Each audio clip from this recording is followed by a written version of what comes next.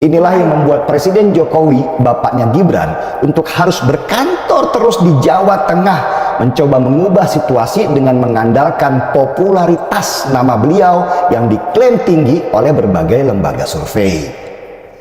Secara hasil survei di beberapa lembaga, di mana pemilik lembaga survei itu juga adalah konsultan politiknya Prabowo, angka Prabowo memang didesain tinggi. Tetapi catat, angka survei yang tinggi itu ternyata tidak bisa ada di atas angka 50%-an. Angka yang menjadi syarat untuk Pilpres 1 putaran. Angka survei Prabowo mentok di angka 40%-an. Bahkan ada lembaga luar negeri, The Economist, yang sempat mengeluarkan angka survei bahwa Prabowo sudah mencapai angka 50% dan menjadikan Pilpres kali ini satu putaran. Tidak lama kemudian mereka meralat hasil surveinya dan bilang bahwa angka Prabowo sebenarnya hanya 47%. Padahal lembaga The Economist ini awalnya sudah dipuja-puja oleh pendukung Prabowo, meski akhirnya dihujat juga oleh mereka karena dibilang pasti ada tekanan. Lucu memang, bagaimana bisa penguasa itu ditekan? Mereka yang punya akses untuk menekan malah bicara kalau ada tekanan. Dan lebih gilanya lagi, bansos yang menjadi senjata ampuh Jokowi untuk menaikkan popularitas Prabowo itu semakin masif dikucurkan.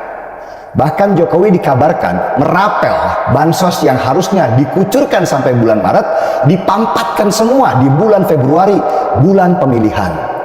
Dan bansos itu banyak diklaim oleh tim ses Prabowo sebagai bansos Jokowi. Padahal bansos itu adalah bantuan sosial yang menggunakan uang negara dan bukan uang pribadi.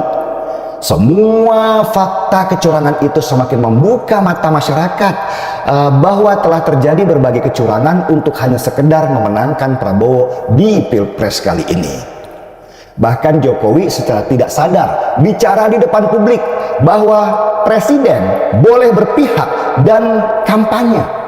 Reaksi masyarakat mayoritas itu langsung negatif menanggapi pernyataan Jokowi ini karena ada ketakutan terjadi abuse of power atau penyalahgunaan kekuasaan oleh presiden untuk memenangkan calonnya. Apalagi salah satu calon itu adalah anaknya.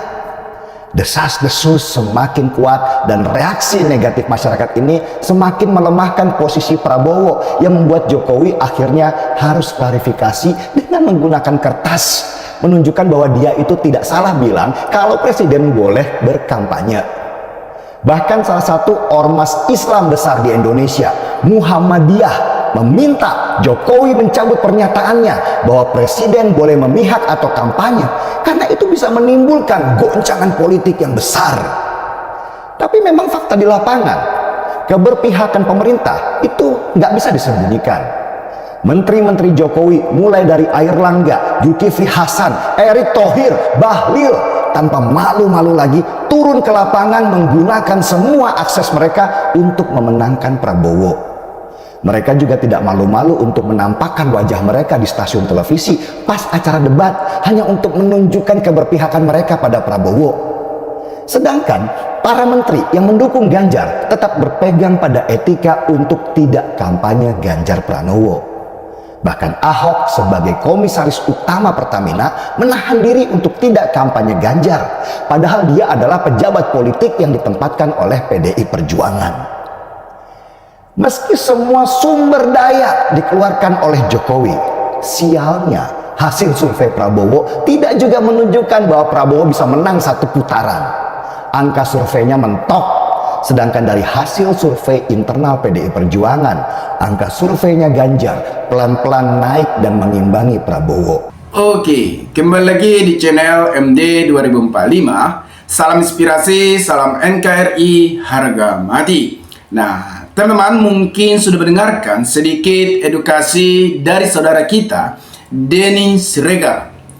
Tentunya Denny Siregar membuka wawasan agar kita mengetahui situasi politik yang digunakan oleh Pak Jokowi. Ketidaknetralan Pak Jokowi semakin diketahui oleh publik, dan masyarakat pun akan sadar Jokowi hanya ingin memenangkan Prabowo Gibran. Jadi tentunya statement atau yang disampaikan oleh Denny Siregar ini sangat-sangat bermanfaat agar kita lebih paham dinamika politik yang terjadi saat ini. Apalagi sebentar lagi akan diadakan pencoblosan pada tanggal 14 Februari 2024. Saya yakin bahwasannya teman-teman sudah memiliki pilihan yang tepat yang akan menggantikan Pak Jokowi di tahun 2024. Teman-teman, penyampaian Denny Siregar ini mengenai Ganjar juga. Tentunya relawan Ganjar atau pendukung Ganjar sangat antusias dengan Ganjar, karena Ganjar adalah sosok pemimpin memang layak memimpin negara ini. Teman-teman, kesulitan Prabowo Gibran akan menang satu putaran. Ada salah satu acara yang dibuat oleh Prabowo Gibran, namun kunjungan sepi. Artinya bahwa masyarakat sudah sadar dengan hal-hal yang digunakan oleh Prabowo Gibran. Acara Prabowo Gibran sepi peminat. Target menang satu putaran di awang-awang.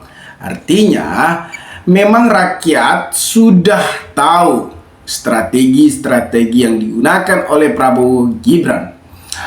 Target tim kampanye nasional untuk memenangkan pasangan Capres nomor urut 2 Prabowo Subianto Gibran satu putaran tampaknya sulit terwujud. Kalau misalnya satu putaran saja sulit, artinya satu putaran bahwasanya Prabowo Gibran akan kalah. Ini bisa dilihat dari acara-acara yang ada, seperti acara Gemyar Gemoy Surabaya untuk Indonesia Maju di DPL. Arena Surabaya sepi dari pendukung Prabowo Subianto Gibran pada Minggu 28 Januari 2024. Kondisi ini membuat sebagian masyarakat bertanya-tanya, termasuk awak media yang hadir untuk melakukan peliputan, juga seakan-akan heran dengan sepinya pendukung yang menghadiri kegiatan tatap muka tersebut. Pantauan di lokasi gedung DPL Arena Surabaya yang berkapasitas mencapai sekitar 5.000 hanya tampak ratusan orang yang hadir. Bagaimana tidak, hanya tribun sistem utara yang tampak diisi puluhan orang, sementara sisi selatan dan timur tampak kosong, sementara di lantai bawah hanya terlihat puluhan orang. Artinya di acara tersebut memang sangat sepi. Wajar, dari awal memang pencalonan Gibran sudah bermasalah, yang sudah melanggar etik moral pencalonan di MK. Jadi masyarakat akan sadar pencalonan Gibran dinilai cacat moral sejak awal, etika dilanggar. Jadi kemungkinan ya masyarakat akan lebih paham, yang sudah tahu apa yang terjadi, situasi-situasi yang digunakan mereka yang hanya ambisi mereka agar berkuasa. Majelis Kehormatan Mahkamah Konstitusi memutuskan Gibran memberikan saksi atas pelanggaran etik yang dilakukan Anwar Usman dalam memutuskan gugatan soal syarat capres dan cawapres, meski secara aturan tidak membatalkan putusan. Hal ini dinilai menyalahi etika dalam sidang. Nah, teman-teman, Direktur Eksekutif Indonesia Yusuf menilai dengan adanya putusan MK pencalonan Gibran Rakabuming Raka sebagai cawapres juga bermasalah secara etika, terlebih aroma konflik kepentingan semakin terang-terang.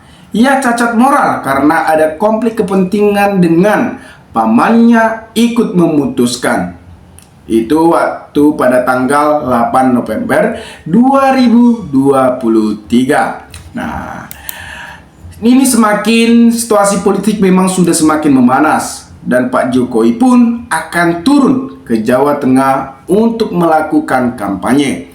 Berkali-kali berkunjung ke Jawa Tengah, Jokowi memotong basis Ganjar Mahfud.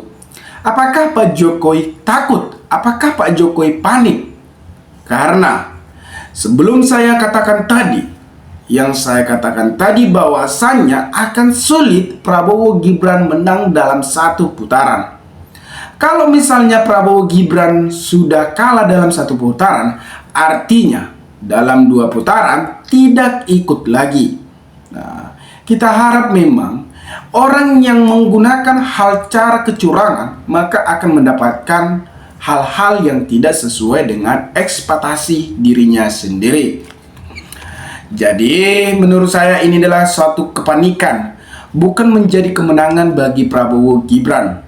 Yang digunakan situasi politik Pak Jokowi ini, masyarakat lebih sadar bahwa sudah tahu dan sudah memahami situasi politik yang digunakan atau cawe-cawe Pak Jokowi pada saat ini. Jadi kita lihat dulu teman-teman, bagaimana cara Pak Jokowi membuntuti atau setiap Ganjar Mahfud berkampanye bahwasannya selang 1 hari atau 2 hari bahwasannya Pak Jokowi melakukan di kampanye tersebut. Dalam 2 bulan terakhir, Presiden Joko Widodo sudah 3 kali kunjungan kerja ke Jawa Tengah.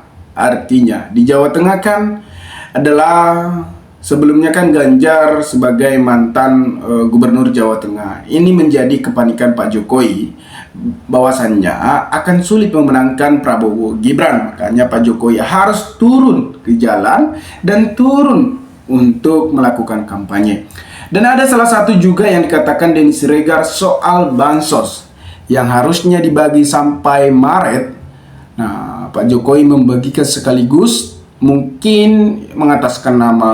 Tentunya bisa kita tahu bahwa berpihaknya Jokowi dan memihaknya kepada Prabowo semakin sulit akan menang karena masyarakat akan sadar. Ya, kita tidak lupalah dengan kinerja Pak Jokowi. Kita akuilah dalam 10 tahun ini yang kita bangga-banggakan, tetapi saat ini memang Pak Jokowi sudah hilang nama baiknya karena hanya memenangkan ambisi Prabowo Gibran, membuat Pak Jokowi berdampak negatif dan orang-orang atau masyarakat akan berpikir secara logika bahwasannya Pak Jokowi hanya mementingkan Prabowo Gibran. Namun seharusnya sebagai presiden harus bersikap netral dan tidak memihak salah satunya. Ya tentunya kata Pak Jokowi bahwasannya presiden boleh berkampanye dan boleh memihak asalkan tidak menggunakan fasilitas negara.